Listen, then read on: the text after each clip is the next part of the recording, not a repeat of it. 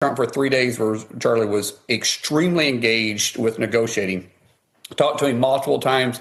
J.D. Vance was involved in it. Everybody was all hands on deck. They came back with another offer. President Trump didn't like it, but he said, well, let's negotiate. He was, as he was getting on the plane, he called me and he says, hey, get this deal done. Let's do it and let's move on. He says, I've got nominees that are waiting that need to get paid. And so we went to go back and negotiate. They came back 3 times, and every time they kept dropping the number and raising the price to the point where President Trump told them to go pound sand. Said, forget it. Go tell Schumer to pound sand. I'm not negotiating. You guys go home. Let's change the rules. So that's where we ended up.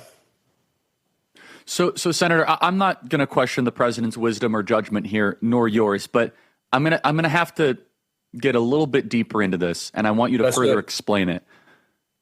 Because look, I'm not thrilled with this, and obviously Chuck Schumer is to blame, but there's 160 nominees lingering. A term is only 4 years, and we're 7 months into this one with huge chunks of the government unstaffed.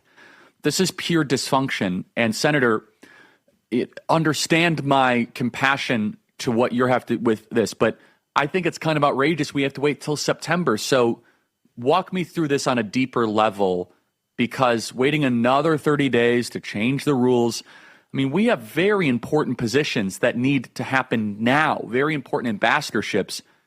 Did Chuck Schumer get what he wanted here by kind of blowing it all up and by delaying? Make the case and explain further, please. So the president right now can already put these people in position. They just can't hold the title, but they can do the job as long as the president has deemed them to do a special envoy. Like, for instance, Steve Witkoff. He can go ahead and put these people in position, but they're working essentially without pay. So if you go ahead and you do the recess appointments, like I know we've talked about, it's a much more complicated process of that, because what it takes. That's correct. I'm not even getting into that. Yeah, I'm not even. So you don't want to chase that rabbit hole. So the recess appointments was going to cause a lot of complications. So for us to stay in, it was going to open the floor essentially for the Democrats to constantly take these votes. Republicans were willing to do it. 100% we were willing to do it. It was going to take a vote of Rama for us to do it, essentially, because we was going to have to keep the floor occupied.